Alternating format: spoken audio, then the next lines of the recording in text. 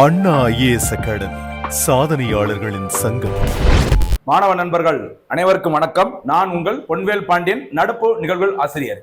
இன்றைய தினம் செப்டம்பர் 17ஆம் தேதி 14ஆம் தேதி நடப்பு செய்திகளை டிஎன்பிசில சமீப காலங்களில் எப்படிலாம் கேள்வி கேட்கிறாங்களோ அந்த கேள்விகளின் அடிப்படையில பல்வேறு தலைப்புகள்ல அந்த கரண்ட் அஃபேர்ஸ் செய்திகளை பிரிச்சு தலைப்பு வாரியாக பிரித்து உங்களுக்கு ஒவ்வொரு நாளும் அந்த கரண்ட் அஃபேர்ஸ் செய்திகள் பிளஸ் சப்ஜெக்ட் ஜிகே எல்லாமே டெய்லி உங்களுக்காக சிறப்பாக தொகுத்து வழங்கிட்டு இருக்கோம். தொடர்ந்து யாரு வீடியோவை கரெக்டா ஃபாலோ பண்ணிட்டு வரீங்களோ கண்டிப்பாக சொல்றோமா வரும் தேர்வுகளில் வெற்றி பெறுவது உறுதி. ஓகேவா? இன்று அந்த செப்டம்பர் 17 நடப்பு செய்திகளை என்னென்ன விஷயங்கள்லாம் உள்ள நம்ம பார்க்க போறோம் அப்படின்னு சொல்லி பார்த்தீங்கன்னா, ஃபர்ஸ்ட் செப்டம்பர் 17 சில முக்கியமான தினங்கள் இருக்குது. சரியா? அந்த முக்கிய தினங்கள் பார்க்க போறோம். மத்திய லெவல்ல நம்மளுடைய மாநில அளவுல முக்கிய தினங்கள் செப்டம்பர் 17 பார்க்க போறோம். இது தவிர இந்திய அரசின் முக்கியமான இலக்குகள், என்ன இலக்கு எந்த ஆண்டுக்குள்ள அடைய வேண்டும் அந்த இலக்குகள் பார்க்க போறோம். இது தவிர முக்கியமான ஒரு சில திட்டங்கள் பார்க்கலாம்.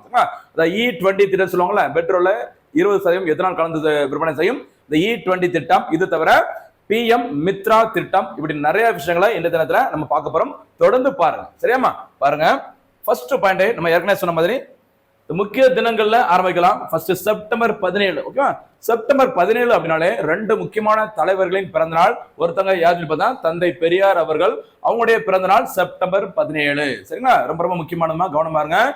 தந்தை பெரியார் அவருடைய பிறந்த நாளானது தமிழ்நாட்டில் என்ன தினமாக கொண்டாடப்பட்டு வருகிறது? சமூக நீதி தினம், சோசியல் ஜஸ்டிஸ் டே. ஓகேவா?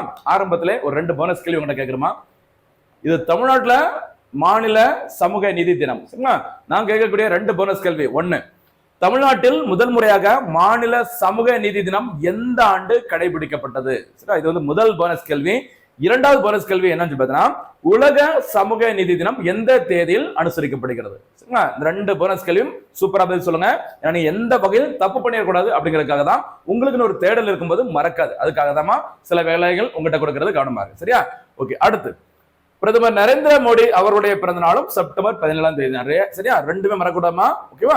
ஒருத்தங்க நரேந்திர மோடி, இன்னொரு தந்தை பெரியார், ரெண்டு முக்கிய தலைவர்களின் பிறந்த நாள் செப்டம்பர் 17. ஓகேவா? இது தவிர செப்டம்பர் 17 வேற என்ன விஷயங்கள்லாம் தொடர்புடைய செய்திகள் அப்படின்னு சொல்லி பாருங்க. திராவிட முன்னேற்ற கழகம், சரியா, டிஎம்கே, இந்த கட்சியை உருவாக்கியவர் கண்டிப்பா தெரிஞ்சிருக்கும், பேரறிஞர் அண்ணா அவர்கள். இந்த கட்சியை, டிஎம்கே கட்சியை உருவாக்கிய நாள் செப்டம்பர் 17, 1949 அன்று இந்த டிஎம்கே கட்சி உருவாக்கப்பட்டது. அது ஒரு முக்கியமான விஷயம். அதே மாதிரி தற்போது பிரதமர் நரேந்திர மோடி அவர்களின் பிறந்த நாளான செப்டம்பர் 17 அந்த தேதியை முன்னிட்டு 2023ஆம் ஆண்டு மத்திய அரசு ஒரு முக்கியமான திட்டத்தை தொடங்கினாங்க. அந்த திட்டத்தின் பெயர் PM விஸ்வகர்மா. சரியா? PM விஸ்வகர்மா. விஸ்வகர்மா அப்படின்னா இந்த இந்துக்களோட அந்த தொழில்கள் தொடர்பான அந்த முக்கிய கடவுளின் பெயர் தான் விஸ்வகர்மான்னு சொல்லுவாங்க. அந்த செப்டம்பர் 17ஆம் தேதி விஸ்வகர்மா தினம். அந்த தினத்தன்று தான் PM விஸ்வகர்மா திட்டம் தொடங்கப்பட்டது. ஓகேவா? விஸ்வகர்மா திட்டத்தை பத்தி லைட்டா சொல்லிடுறோமா? நம்ம ஏற்கனவே பார்த்திருக்கோம், கண்டிப்பா உங்களுக்கு தெரிஞ்சிருக்கும். சரிங்களா? அதாவது 18 வகையான, சரியா, 18 வகையான ஓகேவா குடும்ப மற்றும் பாரம்பரிய தொழில்ல யார் இருக்கிறாங்களோ அவங்க மறுபடியும் அதே அந்த பாரம்பரிய மற்றும் குடும்ப கைவினை தொழிலை ஓகேவா அவங்க தொடங்குவதற்கு அல்லது அந்த தொழிலை ஊக்கப்படுத்துவதற்கு மத்திய அரசானது 3 லட்சம் ரூபாய் வரைக்கும், சரியா, 3 லட்சம் வரைக்கும் பார்த்தீங்கன்னா நிதி உதவி வழங்குறாங்க. சரியா? கடன் உதவி வழங்குறாங்க. இந்த திட்டத்தில் சேருவதற்கு குறைந்தபட்ச வயது வரம்பு 18 ஆகும். சரிங்களா? இந்த திட்டத்தின் பெயர் என்ன திட்டமா? PM விஸ்வகர்மா திட்டம். கவனமா இருங்க. தொடங்கப்பட்ட நாள் செப்டம்பர் 17, 2023. சரியா? அதே மாதிரி இந்த விஸ்வகர்மா திட்டத்திற்கு போட்டியாக கூட சொல்லலாம் தமிழ்நாடு அரசால் தொடங்கப்பட்ட திட்டம் கலைஞர் கைவினை திட்டம். சரியா? இந்த கலைஞர் கைவினை திட்டம் தொடங்கப்பட்டது எப்ப தொடங்கணுமா? கலைஞர் பேர்ல கலைஞர் கைவினை திட்டம் தொடங்கப்பட்டது ஏப்ரல், சரியா, ஏப்ரல் 19, 2025. சரியா? தொடங்கப்பட்ட இடம் காஞ்சிபுரம் மாவட்டம் குன்றத்தூர். சரியா? குன்றத்தூர்ல எங்க அப்படின்னு பாத்தீங்கன்னா சேக்கிலார் மேல்நிலைப்பள்ளி. அங்கதான் இந்த கலைஞர் கைவினை திட்டம் தொடங்கப்பட்டது. இந்த திட்டத்தின் நோக்கமும் என்னதான்? கைவினை தொழிலை ஊக்கப்படுத்தும் திட்டம் தான். ஓகேவா? ஆனா இந்த விஸ்வகர்மா, மத்திய அரசின் PM விஸ்வகர்மா திட்டத்திற்கும் தமிழ்நாடு அரசின் கலைஞர் கைவினை திட்டத்திற்கும் உள்ள பெரிய வித்தியாசம் என்னன்னு சொல்லி பார்த்தீங்கன்னா, நம்ம ஏற்கனவே சொன்ன மாதிரி PM விஸ்வகர்மா திட்டத்துல எத்தனை வயது? 18 வயது நிறைவடைந்திருக்க வேண்டும். 18 வகையான பாரம்பரிய மற்றும் குடும்ப அந்த கைவினை தொழிலை ஊக்கப்படுத்தும் ஒரு திட்டம். சரியா? பாரம்பரிய மற்றும் குடும்ப அந்த கைவினை தொழில். ஓகேவா? தமிழ்நாடு என்ன சொல்லியிருக்காங்க அப்படின்னு சொல்லி பார்த்தீங்கன்னா 35 வயது நிறைவடைந்திருக்க வேண்டும். அங்க 18 வயசு, இங்க 35 வயது நிறைவடைந்திருக்க வேண்டும். ஓகேவா? இது தவிர பாரம்பரியமாகவோ அல்லது குடும்ப தொழிலாகவோ இல்லாம செய்யாம இருந்திருந்தா கூட பரவாயில்ல, ஒரு 25 வகையான கைவினை தொழிலை ஊக்கப்படுத்தும் ஒரு திட்டம் தான் தமிழ்நாடு அரசின் கலைஞர் கைவினை திட்டம். மறக்கக்கூடாது. சரி, அப்ப ரெண்டு உள்ள வித்தியாசம். மத்திய அரசோட விஸ்வகர்மா திட்டம் குடும்ப தொழில் பாரம்பரிய தொழிலாக இருந்திருக்க வேண்டும். சரியா? அதே மாதிரி தமிழ்நாடு அரசின் திட்டத்துல பாத்தீங்கன்னா நீங்க பாரம்பரியமாக ஒரு தொழிலை கைவினை தொழில் செஞ்சிருக்க வேண்டிய அவசியம் கிடையாது. விருப்பப்பட்ட யாருனாலும் அந்த கைவினை தொழிலை தொடங்க முடியும். அதற்கு தேவையான கடன் உதவியை, அதுவும் அதே அமௌண்ட் எவ்வளவுமா, 3 லட்சம் ரூபாய் வரைக்கும் கடன் உதவியை நாங்க வழங்குறோம் சொல்லிக்கிறாங்க. இதுதான் கலைஞர் கைவினை திட்டத்திற்கும் எந்த திட்டத்திற்கும் வித்தியாசம், PM விஸ்வகர்மா திட்டத்திற்குள்ள வித்தியாசம். அதே மாதிரி தமிழ்நாடு அரசானது பாத்தீங்கன்னா டிசம்பர் 1, சரியா, டிசம்பர் 1 என்ன தினம்? சர்வதேச எய்ட்ஸ் தினம். மறக்கக்கூடாது. டிசம்பர் 1, 2023 அன்று தமிழ்நாடு அரசு தொடங்கிய ஒரு முக்கியமான திட்டம் நீயே உனக்கு ராஜா திட்டம். இந்த நீயே உனக்கு ராஜா திட்டத்தின் முக்கியமான நோக்கம் கைவினை தொழில். ஓகேவா? அந்த கைவினை தொழில் தொடர்பான பயிற்சிகளை வழங்குவதற்கு தமிழக அரசு மேற்கொண்ட தொடங்கிய முக்கியமான திட்டம் நீயே உனக்கு ராஜா திட்டம். சரிங்களா? அப்ப விஸ்வகர்மா திட்டமும் கலைஞர் கைவினை திட்டமும் தொழிலை ஊக்கப்படுத்தும் திட்டம். நீயே உனக்கு ராஜா திட்டம் அப்படிங்கிறது கைவினை தொழில் தொடர்பான பயிற்சி திட்டம். மறக்காது. சரியாமா? சரி, ஓகே. அடுத்து போலாமா? அடுத்து ரொம்ப முக்கியமான ஒரு செய்தி பாருங்க. இந்த செப்டம்பர் 17 பார்த்துட்டு இருக்கும், மறக்காதீங்க மக்களே. ஹைதராபாத் விடுதலை தினம். சரிங்களா? அதாவது 2024ஆம் ஆண்டு முதல் முறையாக செப்டம்பர் 17ஆம் தேதி என்ன தினமாக மத்திய அரசால் அறிவிக்கப்பட்டது அப்படின்னு சொல்லி பாத்தீங்கன்னா ஹைதராபாத் விடுதலை தினம். சரிங்களா? அதாவது இந்தியா சுதந்திரம் பெற்ற பிறகு, சரிங்களா, இந்தியா சுதந்திரம் பெற்ற பிறகு இந்த ஹைதராபாத் பகுதியானது, சரிங்களா, இந்தியாவோட இணையாம இருந்தது. அதுக்கப்புறம் எப்ப இணைச்சாங்க அப்படின்னு சொல்லி பாருங்க, ஆபரேஷன் போலோ. சரி, ஆபரேஷன் போலோ என்ற நடவடிக்கையின் மூலமாக இந்த ஹைதராபாத் ஆனது, அதாவது நிஜாம்கள் ஆட்சின்னு சொல்லுவாங்கல்ல, இந்த ஹைதராபாத் ஆனது இந்தியாவுடன் இணைக்கப்பட்ட நாள் செப்டம்பர் 17, 1948. அதாவது இந்தியா சுதந்திரம் பெற்றது ஆகஸ்ட் 15, 1947. இந்த ஹைதராபாத் இந்தியாவுடன் இணைக்கப்பட்டது எப்போ? செப்டம்பர் 17, 1948ஆம் ஆண்டு தான் இணைச்சிருக்கிறாங்க. சரிங்களா? இதற்காக மேற்கொள்ளப்பட்ட அந்த நடவடிக்கைக்கு என்ன பேர் பார்த்தீங்கன்னா ஆபரேஷன் போலோன்னு சொல்லுவாங்க. இந்த ஆபரேஷன் போலோ மூலமாக செப்டம்பர் 17 அன்று ஹைதராபாத் இந்தியாவுடன் இணைக்கப்பட்ட நாள் தான், சரியா, ஹைதராபாத் விடுதலை தினம் அப்படி சொல்லிட்டு கடந்த 2024ஆம் ஆண்டு மத்திய அரசு அறிவிச்சாங்க. அந்த வகையில போன வருஷம் 2024ஆம் ஆண்டு தான் முதல் முறையாக ஹைதராபாத் விடுதலை தினம் கொண்டாடப்பட்டது. இந்த வருஷம் 2வது முறையாக, சரியா, அந்த ஹைதராபாத் விடுதலை தினம் கொண்டாடப்பட்டுள்ளது. ஓகேவா?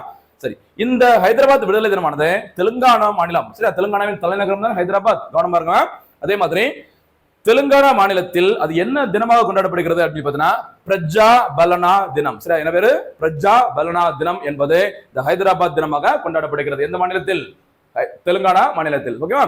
இந்த மாதிரி கூட கேட்பாங்க, சில நிகழ்ச்சிகளை கொடுத்துட்டு சில பாரம்பரியம் என்னது பண்பாடுகள்லாம் கண்டிப்பா ஒரு சில கொஸ்டின் கேட்பாங்க. இந்த தினத்தை கொடுத்து கூட இது எந்த மாநிலத்தில் கொண்டாடப்பட்ட தினம் அப்படின்னு சொல்லி கேட்பாங்க. கவனமா இருக்கு. சரியாமா? இது எல்லாமே செப்டம்பர் 17ஆம் தேதியுடைய தொடர்புடைய முக்கியமான செய்திகள். மறக்காதீங்க, ரொம்ப ரொம்ப முக்கியமானது. சரியா? ஓகே. அடுத்து முக்கியமான ஒரு ஸ்கீம் ஒண்ணு பாருங்கம்மா. சரிங்களா? ஒரு அறிவிப்பு, சுற்றுச்சூழல் தொடர்பான ஒரு செய்தி பாருங்கம்மா. ஓகேவா? உலகின் முதல் மூங்கில் எத்தனால் ஆலை. சரியா? இப்ப சமீப காலமே பார்த்தீங்கன்னா இந்த எத்தனால் தொடர்பான செய்திகள் வந்துட்டே இருக்கு. அதாவது பெட்ரோல்ல, சரி, நம்ம பயன்படுத்தக்கூடிய அன்றாடம் பயன்படுத்தக்கூடிய அந்த வாகனங்களில் பயன்படுத்தக்கூடிய பெட்ரோல்ல எத்தனால் ஒரு குறிப்பிட்ட சதவீதம் கலந்து விற்பனை செய்யப்படுகிறது. ஓகேவா? அந்த எத்தனால் தயாரிப்பதற்கான ஆலை இதுல இருந்து மூங்கிலில் இருந்து அந்த எத்தனாலை தயாரிப்பதற்கான ஆலை உலகத்திலேயே முதல் முறையாக தொடங்கி இருக்கிறாங்க. எந்த மாநிலம் அப்படிங்கிறத இப்ப நம்ம பார்க்கலாம். சரியா? மூங்கில் அப்படின்னாலே மறக்க கூடாத முக்கியமான ஒரு வடகிழக்கு மாநிலம் இந்தியாவில் எதுமா? அஸ்ஸாம். சரி, முக்கியமான தொழிலே உங்களுக்கு அந்த மூங்கிலா தான் இருக்கும், மூங்கில் வளர்ப்பாக இருக்கும். கவனமா இருங்க. சரியா? ஓகே. அடுத்து இது தவிர மூங்கில் வேற எதுல இருந்தா கிடைக்குமா? சரி, எத்தனால் எதுல இருந்தெல்லாம் தயாரிக்கப்படும் அதிக அளவு? கரும்பு சக்கை. சரியா? அப்புறம் அந்த ஃப்ரூட்ஸ். அடுத்து வேற என்ன சொல்லுவாங்க? அந்த சோளம். இதுல இருந்தெல்லாம் அதிக அளவு எத்தனால் தயாரிக்கப்படுகிறது. இந்த மூங்கில் இருந்தும் எத்தனால் தயாரிக்கப்படும் ஆலை உலகத்திலே முதல் முறையாக தொடங்கப்பட்டுள்ள மாநிலம் அஸ்ஸாம். பாருங்க, அஸ்ஸாமின் கோல்கா மாவட்டத்தில் அமைந்துள்ள நுமாலிகர் என்னும் இடத்தில் ரூபாய் 5000 கோடி மதிப்பிலான மூங்கில் எத்தனால் ஆலையை பிரதமர் நரேந்திர மோடி அவர்கள் தொடங்கி வச்சிருக்கிறாங்க. சரி, அப்ப இந்தியாவிலேயே இல்ல உலகத்திலே முதல் முறையாக மூங்கில் மூலமாக எத்தனாலை தயாரிக்கும் ஆலை தொடங்கப்பட்டுள்ள மாநிலம் அஸ்ஸாம் மாநிலம். மறக்காதீங்க. சரிங்களா? ரொம்ப ரொம்ப முக்கியமானதுமா, அதாவது ஸ்பெஷலா கொடுத்திருக்கோம். இது உலகின் முதல் மூங்கில் எத்தனால் ஆலையாகும். கவனமா இருக்கு. சரியா? அடுத்து பாருங்க, E20 பெட்ரோல். சரியா? பாருங்க, நம்ம எத்தனால் பார்த்தோம்ல, அதோட தொடர்புடைய இன்னொரு முக்கியமான செய்தி E20 பெட்ரோல். சரி, E20 அப்படின்னா எத்தனால் 20ன்னு சொல்லுவாங்க. சரியா? நம்ம 1 லிட்டர் பெட்ரோல் பயன்படுத்துறோம் அப்படின்னா அதுல 20% என்ன கலவை கலந்திருக்கும்? எத்தனால் கலந்திருக்கும். அதான் E20. E for ethanol. மறக்காதீங்க. சரியா? E என்பது எத்தனாலை குறிக்கிறது. E20 அப்படின்னா என்னன்னு சொல்லி பார்த்தீங்கன்னா 20% எத்தனால் மற்றும் 80% பெட்ரோல் கலந்த ஒரு எரிபொருள் ஆகும். சரியா? இப்ப 100%. ஓகேவா? பெட்ரோல் இல்லாம அதுல 20% மட்டும் எதற்கும் எத்தனால் கலந்திருப்பாங்க. அதுக்கு பேர் தான் E20 பெட்ரோல் சொல்றாங்க. ஓகே, இந்த E20 பெட்ரோல் பயன்படுத்துறதுனால நம்ம பைக்கு காரோட மைலேஜ் எல்லாம் குறையுது, கிலோமீட்டர் வந்து ரொம்ப கம்மியா கிடைக்கும் அப்படின்னு சொல்றாங்க. இல்ல அப்படிலாம் கிடையாது, வண்டிக்கும் நல்லது, நம்முடைய சுற்றுச்சூழலுக்கும் ரொம்ப நல்லது அப்படிங்கிற மாதிரி மத்திய அரசு சில செய்திகளை சொல்லிட்டு E20 பெட்ரோலோட நன்மைகள் என்ன அப்படிங்கிற மாதிரி சொல்லியிருக்காங்க. என்னன்னு சொல்லி பாருங்கம்மா. சரிங்களா, ஃபர்ஸ்ட் பொருளாதார ஆதாயம் கிடைக்கும் சொல்லியிருக்காங்க. கச்சா எண்ணெயை இறக்குமதி செய்யும் தேவையை இது குறைக்கிறது. சரியா, இப்போ 20%, சரியா, 1 லிட்டர் பெட்ரோல்ல 20% எத்தனால், போக போக அது 50, 75, 100% எத்தனாலை பயன்படுத்தி ஒரு எரிபொருளை பயன்படுத்தினா நம்ம யாரை நம்பியிருக்க வேண்டியது கிடையாது. கச்சா எண்ணெய், இந்த க்ரூட் ஆயில், ரீசெண்டா பாத்தீங்கன்னா இந்தியா ரஷ்யாவிடமிருந்து அதிக அளவு கச்சா எண்ணெயை வந்து நம்ம இறக்குமதி பண்ணிட்டு இருக்கிறோம். நீ பண்ணாத வா மேல நான் வந்து நிறைய வரிகளை விதிப்பேன்னு சொல்லி யார் சொல்லிட்டு இருக்கிறா? டொனால்ட் ட்ரம்ப் சொல்லிட்டு இருக்கிறாரு. ஓகேவா, அந்த கச்சா எண்ணெய் பிரச்சனை உலக லெவல்ல பின்னாடி பெரிய பிரச்சனை வரப்போகுது. அந்த கச்சா எண்ணெய் நம்பி இருக்காம எதை நம்பி இருக்கலாம்? எத்தனாலே நம்ம ஒரு எரிபொருளா பயன்படுத்திக்கலாம். அதுல முதல் முயற்சி தான் E20, 20% மட்டும் எத்தனால், போக போக E100 வரைக்கும் போக போது சொல்லியிருக்காங்க மத்திய அரசு. ஓகேவா, சரி. பொருளாதார ஆதாயம், கச்சா எண்ணெயை இறக்குமதி செய்யும் தேவை இது குறைக்கிறது. அது பிற நாடுகளை நம்ம வந்து டிபெண்ட் பண்ணிருக்க வேண்டிய அவசியம் இல்லை அப்படின்னு சொல்றாங்க. அடுத்து விவசாயிகளுக்கு நன்மை. சரியா, எப்படி? உள்ளூர் விவசாயிகளுக்கு வருமானம் கிடைக்கிறது. எப்படிமா? நம்ம ஏற்கனவே சொல்லியிருக்கிறோம், இந்த எத்தனால் அப்படிங்கிறது எல்லாம் தயாரிப்பாங்க, கரும்பு, சோளம், அரிசி, ஓகேவா, இந்த பழங்கள், இதுல இருந்தெல்லாம் இது தயாரிப்பான்னு சொல்றாங்க. இது எல்லாமே யாரு தயாரிப்பாங்க? விவசாயிகள். அதனால அவங்களுக்கு கூடுதல் வருமானம் கிடைக்கும் சொல்லியிருக்கிறாங்க. அது ஒரு. அடுத்ததாக சுற்றுச்சூழல் நன்மை, கார்பன் உமிழ்வை குறைத்து சுற்றுச்சூழலுக்கு உகந்ததாக இருக்கிறது. சரி, நார்மலா வெறுமனே 100% பெட்ரோல் பயன்படுத்தும் போது நிறைய புகைகள், சரி, அந்த பொல்யூஷன், ஏர் பொல்யூஷன்ல வரும், இதனால சுற்றுச்சூழல் பாதிக்கும் சொல்றாங்க. ஆனா இந்த எத்தனால் கலந்த பெட்ரோலை பயன்படுத்தும் போது அந்த கார்பன் உமிழ்வு, அந்த கார்பன் எமிஷன் அப்படிங்கிறது ரொம்ப ரொம்ப கம்மியா இருக்கும் அப்படின்னு சொல்லியிருக்காங்க மத்திய அரசு. சரியா, அடுத்து பாருங்கம்மா, இதெல்லாம் மெயின்ஸ் கூட ரொம்ப யூஸ்ஃபுல்லா இருக்குமா? சுற்றுச்சூழல் பாதுகாப்பிற்கு மத்திய மாநில அரசின் நடவடிக்கை எவை அப்படி கேட்டாங்கன்னா இதை விட அசால்ட்டா சொல்லலாம், ரொம்ப கவனமா இருக்கு. சரிங்களா, ஓகே, சரி. இந்த E20 பெட்ரோல் ஆனது எப்ப முதல் முறையாக அறிமுகப்படுத்தப்பட்டது அப்படின்னு சொல்லி பாருங்கம்மா, இந்தியாவில் பொதுத்துறை எண்ணெய் சந்தைப்படுத்துதல் நிறுவனங்கள், சரியா, பிப்ரவரி 6, 2023 அன்று முதல் E20 பெட்ரோல் விற்பனையை தொடங்கின. அப்ப இந்தியாவில் ஃபர்ஸ்ட் டைம் எத்தனா இந்த E20ங்கிற பெட்ரோல் வந்து அபிஷியலா முறைப்படி தொடங்கப்பட்ட வருஷம் இந்த வருஷம் பிப்ரவரி மாதம் 6ஆம் தேதி 2023ஆம் ஆண்டு. 2023ஆம் ஆண்டு என்ன ஸ்கீம் பார்த்தா இப்ப கொஞ்சம் முன்னாடி செப்டம்பர் 17, 2023 PM விஸ்வகர்மா திட்டம். மறக்காதீங்க, வாய்ப்பு கிடைக்கும் போது ரிவிஷன் பண்ணுங்க, கவனமாக. சரிங்களா, ஓகே. அதே மாதிரி இந்த திட்டத்தோட முக்கியமான இலக்கு 2025, 26ஆம் ஆண்டிற்குள் இந்தியாவில் 20% எத்தனால் கலப்பு என்ற இலக்கை அடைய இந்திய அரசு திட்டமிட்டுள்ளது. சரிங்களா, ஸ்டார்ட் பண்ணது 2023ல, 25, 26 நிதியாண்டு முடிகிறதுக்குள்ள கண்டிப்பாக எல்லா பெட்ரோல் விற்பனை செய்யும் நிலையங்கள்ல 20% கண்டிப்பா இது கலந்துருப்பாங்க. 20% எத்தனால் கலந்த கலவை தான் இருக்கும் அப்படின்னு சொல்லிக்கிறாங்க. பார்க்கலாம். சரியா, ஓகே. நம்ம ஏற்கனவே சொன்ன மாதிரி கரும்பு, இந்த எத்தனால் எதுல இருந்தா கிடைக்கும் சொல்லி பாருங்க. கரும்பு, சுகர் கேன், அடுத்து சோளம், மைஸ், அடுத்து குச்சி கிழங்கு, உருளைக்கிழங்கு போன்ற சர்க்கரை மற்றும் ஸ்டார்ச் நிறைந்த விவசாய பொருட்கள் எத்தனால் தயாரிக்க பயன்படுகின்றன. இதுவும் கேட்கலாமா? கவனமா இருங்க, சயின்ஸ் எல்லாம் கேட்கலாம். சரிங்களா, இது தொடர்பா போன குரூப் 2ல கூட தமிழ்நாடு அரசானது, சரி, தமிழ்நாடானது எந்தெந்த அந்த விவசாய உற்பத்தி அந்த பொருட்கள், சரி, விவசாய பயிர்கள் உற்பத்தி திறனில் தமிழ்நாடு முதலிடத்துல எதுல இருக்கிறாங்க, 2ஆம் இடத்துல எதுல இருக்கிறாங்க, 3ஆம் இடத்துல எதுல இருக்கிறாங்க, இது எல்லாமே இந்த இடத்துல எக்கனாமிக் சர்வேல நம்ம பார்த்தது. பார்க்காதவங்க பொருளாதார ஆய்வறிக்கை, தமிழக அரசின் பொருளாதார ஆய்வறிக்கை வீடியோவை கொஞ்சம் பாருங்க. சரியாமா, ஓகே. ஏன்னா இப்படியும் கேட்கலாம். சரி, எப்போ ஃபர்ஸ்ட் டைம் அந்த E20 பெட்ரோலை விற்பனை செய்ய ஆரம்பிச்சாங்க, இலக்கு என்ன, அந்த எத்தனால் அப்படிங்கிறது எதுல இருந்தா கிடைக்கிறது அப்படிங்கிற மாதிரி கேட்கலாம், கொஞ்சம் கவனமா இருக்கு. அடுத்ததாக இன்னொரு முக்கியமான ஒரு செய்தி பாருங்கம்மா, இந்திய அரசின் முக்கியமான இலக்குகள். சரியா, நிறைய இலக்குகள் இருக்குது, நிறைய டார்கெட்டா வச்சிருக்காங்க. சரியா, நிறைய துறைகள், வேளாண் துறையோட இலக்குகள் இருக்குது. சரியா, சுகாதார துறையில இருந்து சுற்றுச்சூழல் துறையில இருந்து நிறைய இலக்குகள் இருக்குது. அதுல ரொம்ப ரொம்ப முக்கியமானது, அடிக்கடி நியூஸ் பேப்பர்ல வந்ததை மட்டும் தொகுத்து ஒரே பதிவுல கொடுக்கிறோம் பாருங்க. மத்திய அரசு முக்கியமான இலக்கு $5 டிரில்லியன் பொருளாதாரம். சரிங்களா, இந்திய அரசோட மொத்த அந்த பொருளாதாரத்தின் மதிப்பு எவ்வளவு இருக்கணும்? 5 டிரில்லியன் அளவிற்கு இருக்க வேண்டும் அப்படி சொல்லியிருக்காங்க. இதற்கான இலக்கு ஆண்டு தற்போதைய, சரியா, இப்ப நடந்துட்டு இருக்கிற 2025ஆம் ஆண்டு. சரிங்களா, 5 அதை ஸ்கொயர் பண்ணீங்கன்னா 2025, 25ஆம் ஆண்டுக்குள்ள இந்திய பொருளாதாரத்தின் மொத்த மதிப்பு எவ்வளவு இருக்க வேண்டும்? $5 டிரில்லியன் பொருளாதாரம். சரிங்களா, அதே மாதிரி தமிழ்நாடு அரசு எவ்வளவுமா? தமிழ்நாடு அரசு $1 டிரில்லியன் பொருளாதாரம். ஞாபகம் இருக்கா? தமிழ்நாடு அரசின் இலக்கு $1 டிரில்லியன் பொருளாதாரம். அது எந்த ஆண்டுக்குள் அடைய வேண்டும்?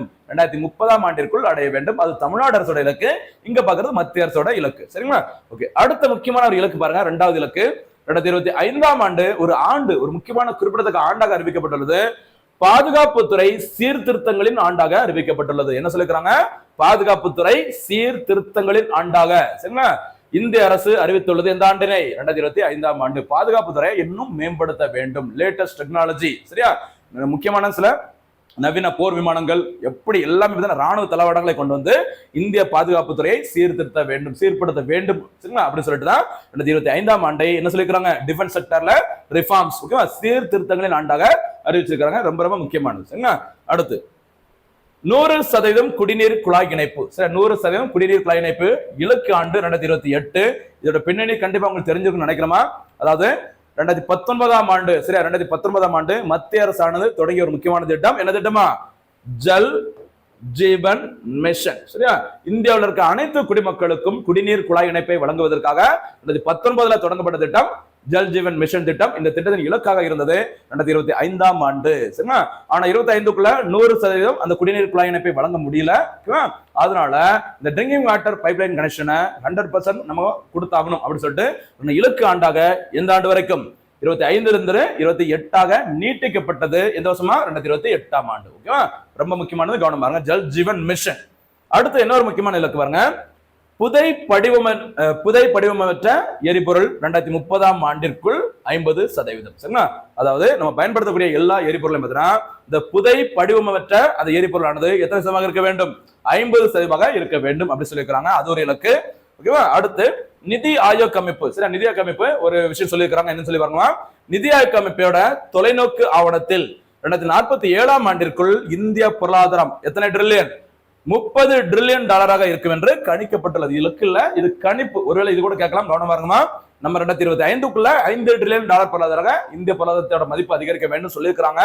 அதே சமயத்துல நிதி ஆயோக்கோட அந்த விஷன் அப்படின்னு சொல்லுவாங்களா அந்த தொலைநோக்கு ஆவணத்துல வர 2047 அதாவது இந்தியா சுதந்திரம் பெற்று 100 ஆண்டுகள் நிறைவடைகிற ஆண்டுதான் இந்த வருஷமா 2047 இந்தியா எந்த நாடா மாறி இருக்க வேண்டும்? இலக்கு விக்ஷித் பாரத் சரியா விக்ஷித் பாரத் வளர்ந்த பாரதம் சரிங்களா.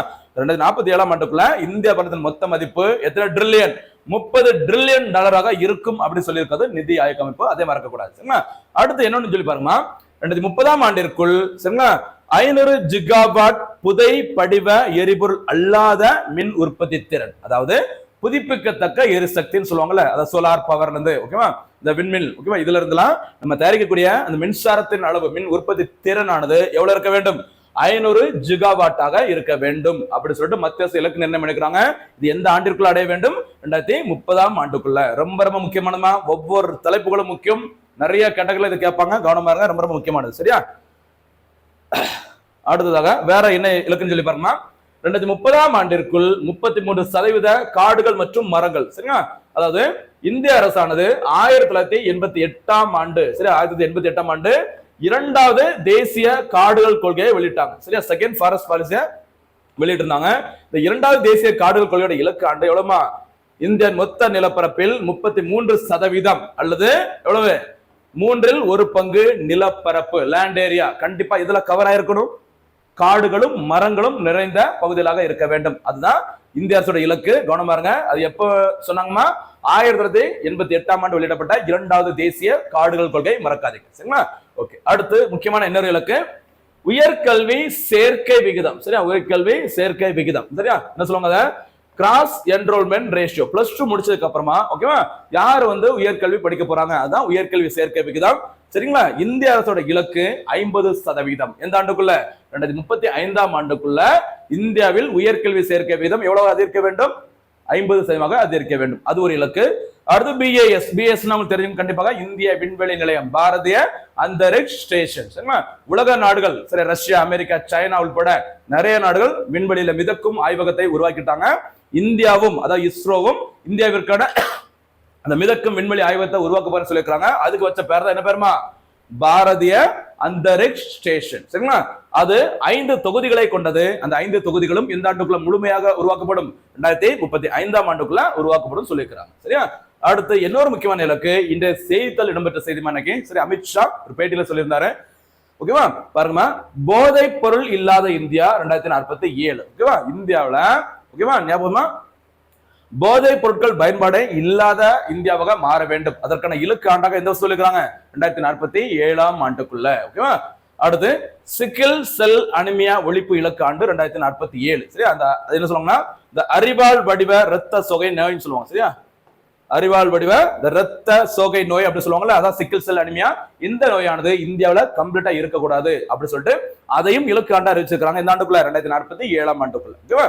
அடுத்து ஆற்றலில் தன்னிறைவு. சரியா? Energy sufficiency. நமக்கு தேவையான எல்லா ஆற்றல்களையும் நம்மளே தயாரிக்க வேண்டும். அதற்காக இலக்காண்டாக எதை வச்சு அறிவிச்சிருக்காங்க? 2047 ஆண்டு. ஓகேவா? அடுத்து வளர்ந்த பாரதம் முக்கியமானது. இதான் பினிஷிங் டச், கவனமாங்க. 2047 ஆண்டுக்குள்ள இந்தியா தற்போது வளர்ந்து வரும் நாடாக இருக்குது. டெவலப்பிங் எக்கனாமியா இருக்குது, டெவலப்பிங் கண்ட்ரியா இருக்குது.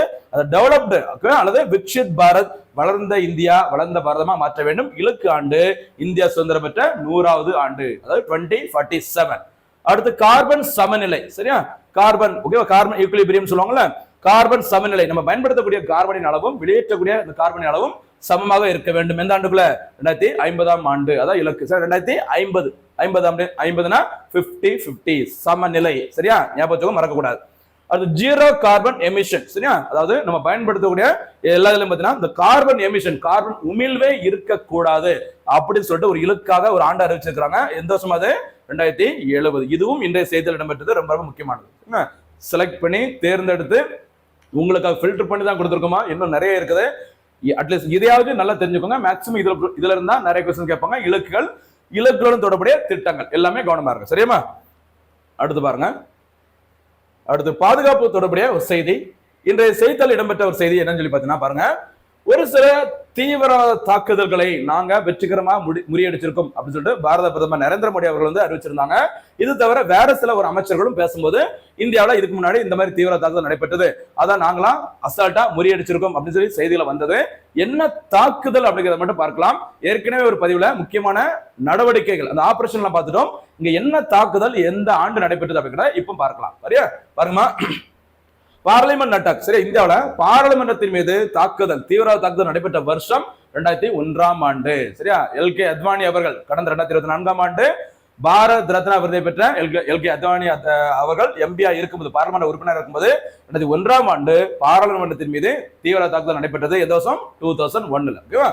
அடுத்து குறிப்பிடத்தக்க முக்கியமான ஒரு தீவிரவாத தாக்குதல் எதுன்னு பார்த்தா 2008 ஆண்டு. சரியா? மும்பை தாஜ் ஹோட்டல் மீது தீவிரவாத தாக்குதல். சரி, கடல் வழியாக ஒரு தாக்குதல் நடத்தப்பட்டது. இந்த மும்பை தீவிரவாத தாக்குதலுக்கு பிறகு உருவாக்கப்பட்ட ஒரு அமைப்பு தான் NIA, நேஷனல் இன்வெஸ்டிகேஷன் ஏஜென்சி சொல்லுவாங்க. சரியா? அடுத்து உரி தாக்குதல் 2016 ஆண்டு மேற்கொள்ளப்பட்டது தீவிரவாத அமைப்புகளால. இந்த உரி தாக்குதலுக்கு பிறகு இந்தியா மேற்கொண்ட அந்த பதிலடி தாக்குதலுக்கு என்ன பேருமா? என்ன சொல்லுவாங்க? Surgical strike. சரியா? சர்ஜிக்கல் ஸ்ட்ரைக் அல்லது துல்லிய தாக்குதல். சரியா? 1999 கார்கில் போருக்கு பிறகு பாகிஸ்தான் மெயின் லேண்டுக்குள்ள இறங்கி இந்திய ராணுவம் தாக்குதல் நடத்தினது இந்த சர்ஜிக்கல் ஸ்ட்ரைக் மூலமாக தான். அதுக்கு என்ன பேரு? துல்லிய தாக்குதல். எந்த வருஷம்? 2016 ஆண்டு. ஓகே. அடுத்து கண்டிப்பா உங்களுக்கு தெரிஞ்சக்கூடிய முக்கியமான ஒரு தாக்குதல் புல்வாமா தீவிரவாத தாக்குதல். சரியா? 2019 ஆண்டு உங்களுக்கு தெரியும் நினைக்கிறோமா? கண்டிப்பாக 2019 எப்போ? February 14. கரெக்டா லவ்வர்ஸ் டே அன்னைக்கு. சரியா? கரெக்டா லவ்வர்ஸ் டே அன்னைக்கு February 14, 2019 அன்று புல்வாமாவில் தீவிரவாத தாக்குதல் மேற்கொண்டதுல யார் இறந்து போயிட்டாங்கம்மா? CRPF. சரியா? CRPF படை வீரர்கள் கிட்டத்தட்ட ஒரு 40 பேர் 44 பேர் உயிரிழந்திருப்பாங்க. அந்த தாக்குதல் நடைபெற்ற நாள் புல்வாமா தாக்குதல். மறக்க கூடாதுமா? February 14, 2019. இதுக்கு அடுத்த நாள் February 15, 2019ல இந்தியாவின் முதல் வந்தே பாரத் எக்ஸ்பிரஸ் ரயில் வெளியிடப்பட்டது. மறக்க கூடாது. சரியா? ஓகே. அடுத்து பகல்காம் தாக்குதல். கண்டிப்பா உங்களுக்கு தெரிஞ்சுக்கணும் நினைக்கிறேமா? கண்டிப்பாக ஏப்ரல் 22 ஆண்டு. சரி, ஏப்ரல் 22 தேதி 2025 அன்று பகல்காம் என்ற இடத்துல சரியா அந்த சுற்றுலா பயணிகள் மீது தீவிர தாக்குதல் நடத்தினாங்க. இதுக்கு அப்புறம் தான் இந்தியா அதுக்கு பதிலடி தாக்குதல் கொடுக்குற மாதிரி ஆபரேஷன் சிந்தூர் என்ற நடவடிக்கை மேற்கொண்டாங்க. சரிங்களா? இது எல்லாமே முக்கியமான தீவிரவாத தாக்குதல். இதுவும் ரொம்ப முக்கியமானமா கவனமா இருங்க. சரிங்களா? ஒரு விஷயம் தான் கிடைக்கும், ஆனா அதை பிடிச்சு எப்படிலாம் எக்ஸாம்ல கேட்க வாய்ப்புகள் இருக்குதோ தேடி கண்டுபிடிச்சு நிறைய டைம் ஓகேவா உங்களுக்கு நேரத்தை நிறைய செலவழிச்சு தேடி கண்டுபிடிச்சு தொகுத்து கொடுத்துருக்கோம். ஒவ்வொரு நாளும் இப்படிதான் எஃபோர்ட் போட்டுட்டு இருக்கோம். கண்டிப்பா டெய்லி வீடியோ மறக்காம ஃபுல்லா பாருங்க. ஒரு ரீச் கண்டிப்பா உங்களோட ரீச்லாம் ஒரு குறிப்பிட்ட டைம் வரும்போது வேற லெவல்ல இருக்கும். கண்டிப்பா அடிச்சு சொல்றேன். சரிங்களா? ஆனா ஒண்ணு அந்த கன்சிஸ்டன்சிங்கிறது ரொம்ப முக்கியமானது.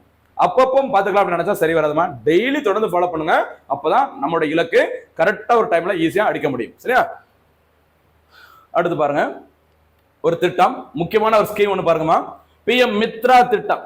PM மித்ரா திட்டம் இந்த திட்டம் அறிவிக்கப்பட்டது 2022 ஓகேவா 2022 சரியா 21-22 நிதியாண்டுல ஓகேவா மத்திய பட்ஜெட்டின் போது அறிவிக்கப்பட்ட திட்டம் தான் PM மித்ரா திட்டம் சரிங்களா. இது எதுக்குன்னு சொல்லி பாருங்கம்மா, அதோட ஃபுல் ஃபார்ம் பாருங்க, இங்கிலீஷ்ல பாருங்க. PM Pradhan Mantri prime minister mega integrated textile region and apparel parks சரியா. தமிழ விரிவாக்கம் பாருங்க, பிரதான் மந்திரி மெகா ஒருங்கிணைந்த ஜவுளி மண்டலம் மற்றும் ஆடை பூங்கா. அதாவது இந்தியாவில் ஜவுளித்துறை டெக்ஸ்டைல் துறை சரியா ஜவுளித்துறையை மேம்படுத்துவதற்காக மத்திய அரசால் கொண்டு வரப்பட்ட ஒரு முக்கியமான திட்டம் PM மித்ரா திட்டம். இது அறிவிக்கப்பட்டது 2021-22 மத்திய பட்ஜெட்ல அறிவிச்சாங்க. ரொம்ப ரொம்ப முக்கியமானது நோக்கம் ஜவுளித்துறையை மேம்படுத்தும் திட்டம் சரியா. சரி பாருங்க கூடுதல் செய்தி PM மித்ராவில் இந்த திட்டமானது பாத்தீங்கன்னா பேப்பர்ல போட்டிருந்தாங்க அன்னைக்கு கூட சரியா. 5 எஃப்னா ஓகே வர 5 எஃப்களில் இந்த திட்டம் செயல்படுத்தப்படுகிறது அப்படி சொல்லியிருந்தாங்க. பாருங்க 5 Fs அப்படி கொடுத்திருக்காங்க. இல்ல மெயின்ஸ் மாதிரி எக்ஸாம்ல எழுதும்போது ரொம்ப ரொம்ப யூஸ்ஃபுல்லா இருக்கும். This scheme is aims to transform the textile sector by integrating the entire value chain from அதாவது சாதாரண ஒரு மூலப்பொருளை ஒரு சூப்பரான முழு பொருளை பயன்படுத்தி ஜவுளித்துறையை அதிகமா மேம்படுத்த வேண்டும் அப்படின்னு சொல்லிட்டு அதுக்கு ஒரு 5 F ஃபாலோ பண்ணா நம்ம அந்த இலக்கை அடைமுறை சொல்லிருக்காங்க. எப்படி சொல்லி பாருங்க, ஃபார்ம் டு ஃபைபர் ஓகேவா. நம்ம என்ன பார்த்திருக்கோம் ஜவுளித்துறை மேம்படுத்தும் திட்டம். ஜவுளித்துறையில இருந்து பாத்தீங்கன்னா கிடைக்கக்கூடிய மூலப்பொருட்கள் எல்லாமே எங்க கிடைக்கும், ஃபார்ம் சரி அக்ரிகல்ச்சர். அதான் ஃபார்ம் டு ஃபைபர், ஃபைபரா மாத்த வேண்டும். அந்த ஃபைபர் எங்க போகும், தொழிற்சாலைகள் ஃபேக்டரி போகும். அந்த ஃபேக்டரியில இருந்து நம்ம பயன்படுத்தக்கூடிய எல்லா பொருட்களும் நவீன உடை சரியா நாகரிகம் ஃபேஷனா மாறும். அந்த ஃபேஷனா மாற்றப்பட்ட அந்த உடைகள் எல்லாமே பார்த்தீங்கன்னா வெளிநாட்டிற்கு அதிக அளவு ஏற்றுமதி செய்ய வேண்டும். இதன் மூலம் ஜவுளித்துறையை மேம்படுத்த வேண்டும். அதுக்கு தான் இந்த 5 F ரெஃபர் பண்ணி சொல்லிருக்காங்க மத்திய அரசு. முக்கியமானது சரிங்களா. இவ்வாறு ஒரே குடையின் கீழ் ஜவுளி மதிப்பு சங்கிலியை ஓகே வேல்யூ ஆட் சொல்லுவாங்கல்ல, ஜவுளி மதிப்பு சங்கிலியை ஒருங்கிணைத்து வேலை வாய்ப்பை உருவாக்கி இந்திய ஜவுளித்துறையை மேம்படுத்துவதை நோக்கமாக கொண்டது என்ன திட்டம், PM மித்ரா திட்டம் சரிங்களா. ஓகே இந்த திட்டத்தின் கீழ் பார்த்தீங்கன்னா இந்தியா முழுமைக்கும் பார்த்தீங்கன்னா ஒரு 7 மெகா ஜவுளி பூங்காக்கள் 7 மெகா என்ன சொல்றாங்க மெகா பூங்காக்களை உருவாக்க சொல்லிருக்காங்க. அந்த 7 மெகா ஜவுளி பூங்காவில் ஒன்று எதுன்னு பார்த்தா நம்முடைய தமிழ்நாடு சரியா. தமிழ்நாட்டில் இந்த மெகா ஜவுளி பூங்கா எங்கே அமைக்கப்படும் சொல்லி அறிவிச்சிருக்கான்னு சொல்லி பார்த்தீங்கன்னா விருதுநகர் மாவட்டம் சரி. விருதுநகர் மாவட்டம் பக்கத்துல குமாரலிங்கபுரம் அப்படிங்கிற இடத்துலதான் கரெக்டா இந்த ஜவுளி பூங்கா அமைக்கப்படும் சொல்லிருக்காங்க. எந்த திட்டத்தின் கீழ், PM மித்ரா திட்டத்தின் கீழ் சரியாமா. ரொம்ப ரொம்ப முக்கியமான திட்டம், கவனமா இருங்க, விட்டுறக்கூடாது சரிங்களா. அடுத்ததாக இன்றைய தினத்திற்கான சூப்பர் 6 கேள்விகள். முதல் சூப்பர் 6 கேள்வி, ஹைதராபாத் விடுதலை தினம் எந்த தேதியில் கொண்டாடப்படும் என மத்திய அரசு அறிவிச்சிருக்கிறாங்க. அடுத்து ஆபரேஷன் போலோ என்பது எதனுடன் தொடர்புடையது, எந்த ஆண்டு மேற்கொள்ளப்பட்டது கூட சொல்லுங்க, சூப்பரா இருக்கும். அடுத்து உலகின் முதல் மூங்கில் எத்தனால் ஆலை எந்த மாநிலத்தில் திறக்கப்பட்டது. 4வது சூப்பர் 6 கேள்வி, பெட்ரோலில் 20% எத்தனால் கலந்து விற்பனை செய்ய மத்திய அரசு எந்த ஆண்டு இலக்காக நிர்ணயித்துள்ளது. நம்பர் 5 பாருங்க, எந்த ஆண்டிற்குள் புதுப்பிக்கத்தக்க எரிசக்தி அதாவது ரினியூவபிள் எனர்ஜி சரியா புதுப்பிக்கத்தக்க எரிசக்தி மூலம் 500 ஜிகாவாட் மின்சாரத்தை உற்பத்தி செய்ய இந்திய அரசு இலக்கு நிர்ணயித்துள்ளது. 6வது கேள்வி, PM மித்ரா திட்டம் எதனுடன் தொடர்புடையது. இதுதான் இந்த தினத்துக்கான சூப்பர் 6 கேள்விகள். நடுவில் போனஸ் கேள்வி கேட்டிருக்கிறோம். எல்லா வீடியோஸும் பாருங்க, தொடர்ந்து கண்டிப்பாக சொல்றேமா. யார் தொடர்ந்து ஃபாலோ பண்றீங்களோ சப்ஜெக்ட்ல எப்படி கேள்வி கேட்டாலும் ஆன்சர் பண்ண முடியும். ஜிகேல எப்படி கேள்வி கேட்டாலும் நம்ம கண்டிப்பாக ஆன்சர் பண்ண முடியும். அதே மாதிரி கரண்ட் அஃபேர்ஸ்ல எப்படி கேட்டாலும் நம்ம ஷேரா அடிக்க முடியும். இப்படிதான் எல்லாத்தையும் சேர்த்து ஒவ்வொரு நாளும் தொகுத்து கொடுத்துருக்கும். ஒரு நாள் கூட மிஸ் பண்ணாம தொடர்ந்து பாருங்க, தேர்வில் வெற்றி பெறலாம். மீண்டும் சந்திக்கலாம். நன்றி, வணக்கம்.